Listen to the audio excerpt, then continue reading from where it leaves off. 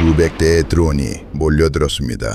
정유 시설이 불타고 공항이 멈춰섰고 러시아 시민들은 전쟁이 이제 국경지대가 아니라 자신들의 머리 위까지 올라왔다는 사실을 직접 체감하기 시작했습니다. 한때 우크라이나는 러시아의 미사일과 드론 공습을 그저 버텨내야 하는 나라처럼 보였습니다. 하지만 지금은 다릅니다. 키예프가 얻어맞으면 며칠 뒤 모스크바가 흔들립니다. 러시아가 우크라이나 전역에 수백 대 드론과 수십 발의 미사일을 쏟아붓자 우크라이나는 러시아의 심장부를 향해 대규모 장거리 드론 공습으로 응답하기 시작했습니다.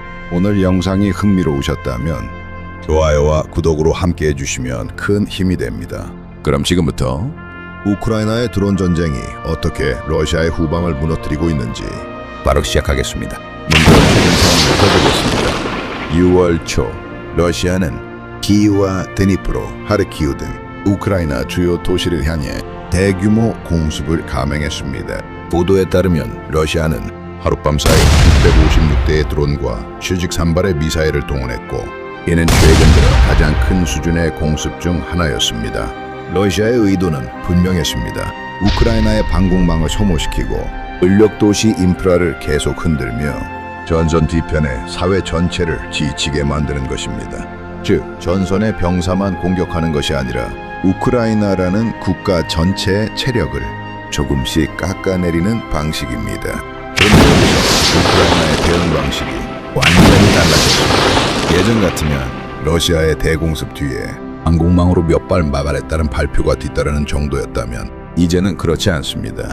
우크라이나는 러시아 본토 깊숙한 곳을 직접 때리는 장거리 드론전으로 응답하고 있습니다. 실제로 6월 중순 우크라이나는 모스크바권 정유시설과 인프라를 겨냥해 대규모 드론 공격을 감행했고 로이터는 이를 최근 모스크바를 겨냥한 가장 큰 공격 중 하나로 전했습니다. 이 공격으로 모스크바 인근 정유시설이 타격을 받았고 일부 공항 운영도 차질을 빚었습니다. 여기서 중요한 건 몇 대가 날아갔느냐보다 왜 우크라이나가 굳이 모스크바를 노리느냐입니다. 이유는 세 가지입니다.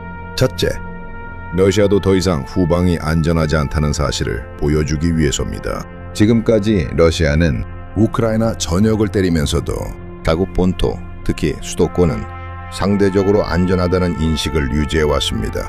하지만 모스크바 상공에 드론이 나타나고 정유시설이 불타며 공항이 멈추는 장면이 반복되면 그 안전 신호는 무너집니다. 전쟁이 멀리 있는 것이 아니라 바로 러시아 시민의 일상 속으로 들어오는 것입니다. 둘째는 경계와 군수 체계를 동시에 흔들 수 있기 때문입니다.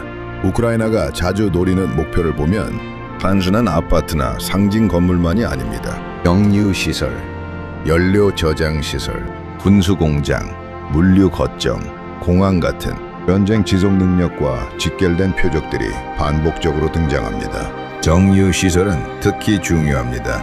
전쟁은 결국 연료와 물류, 수송 능력으로 버티는 싸움입니다. 탱크도, 전투기도, 트럭도 연료 없이는 움직일 수 없습니다.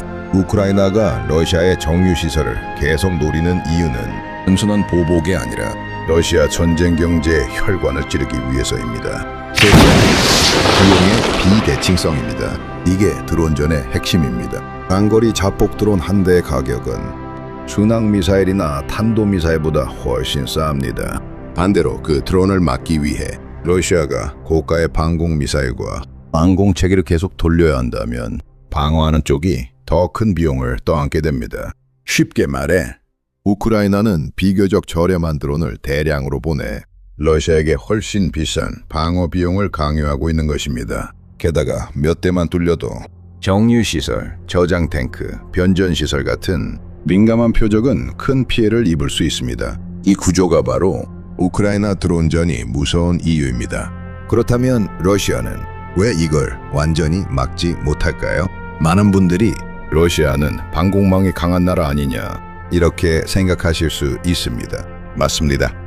러시아는 세계적으로도 촘촘한 방공망을 가진 나라입니다. 문제는 영토가 너무 넓고 지켜야 할 표적이 너무 많다는 데 있습니다. 모스크바만 지키면 끝나는 것이 아닙니다. 정유시설, 군수공장, 공군기지, 탄약고, 철도 허브, 항만, 산업단지, 전력시설까지 러시아가 방어해야 할 핵심 표적은 전국에 흩어져 있습니다.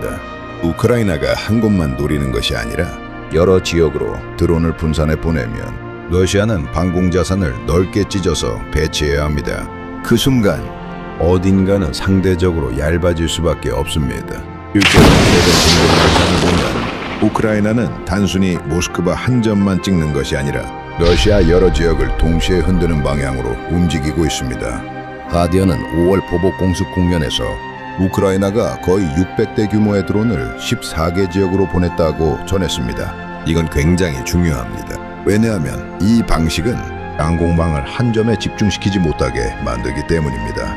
예를 들어 정유시설 하나를 노리는 공격이 아니라 모스크바권, 벨고로드, 군수 거점, 공항 주변 등 여러 축으로 동시에 압박하면 러시아는 어디가 진짜 주공인가를 판단하기가 더 어려워집니다. 결국 드론 숫자 그 자체보다도 러시아의 대응 체계를 혼란시키는 방식이 더 큰 무기가 되는 것입니다. 여기서 더 주목해야 할 것은 우크라이나가 이 드론전을 단순한 테러성 공격이 아니라 전략 자산처럼 운용하고 있다는 점입니다. 우크라이나는 러시아처럼 장거리 폭격기나 대규모 미사일 전력을 마음껏 쓸 수 있는 나라가 아닙니다. 그 대신 대량 생산 가능한 장거리 드론, 대량형 자폭 드론, 상업용 드론 기반 타격 체계, 해상 드론, 그리고 점점 정교해지는 표적 정보 결합으로 전혀 다른 방식의 원거리 타격 체계를 만들고 있습니다. 쉽게 말하면 전통적인 공군력이 부족한 나라가 드론을 통해 값싸고 끈질긴 장거리 타격 능력을 만들어낸 것입니다. 이건 전쟁사적으로도 꽤 중요한 변화입니다. 과거에는 적국의 수도권 정유시설이나 후방 산업시설을 때리려면 전략 폭격기, 장거리 미사일, 압도적인 공군력이 필요했습니다. 현대적으로 저렴한 드론이 그 역할의 일부를 대신하고 있습니다.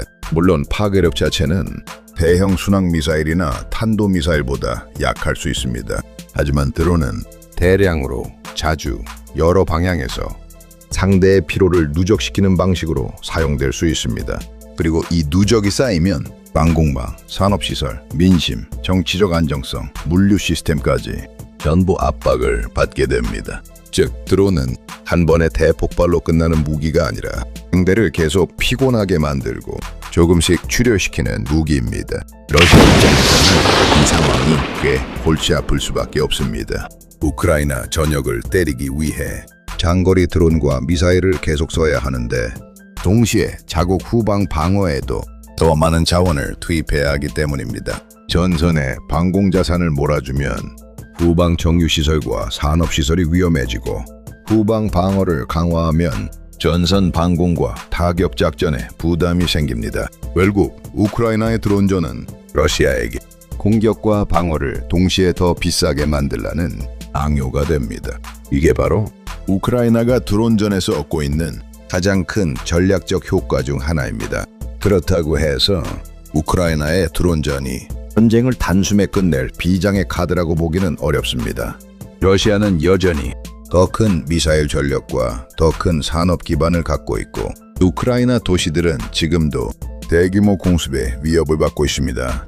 하지만 분명한 것도 있습니다. 우크라이나는 이제 막고만 있는 나라가 아닙니다. 그리고 러시아도 더 이상 후방이 완전히 안전한 전쟁을 할 수 있는 나라가 아닙니다. 전선의 참호전이 계속되는 동안에도 후방의 정유시설, 공항, 군수시설, 물류망을 둘러싼 또 하나의 전쟁이 동시에 벌어지고 있습니다.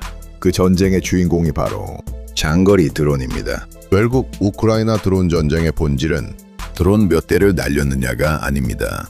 핵심은 전쟁의 무대를 바꿔버렸다는 것입니다.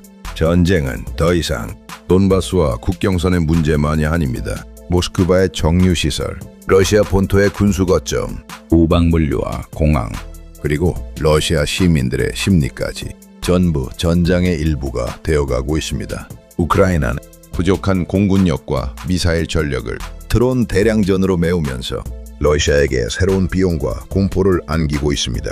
그리고 이 변화는 앞으로의 현대전이 왜 드론 중심으로 재편될 수밖에 없는지를 가장 선명하게 보여주는 사례가 되고 있습니다. 키이우를 때리면 모스크바가 흔들립니다. 이제 우크라이나 전쟁은 최전선의 포병전만이 아니라 상대의 심장부를 끝없이 소모시키는 드론전으로 새로운 국면에 들어섰습니다.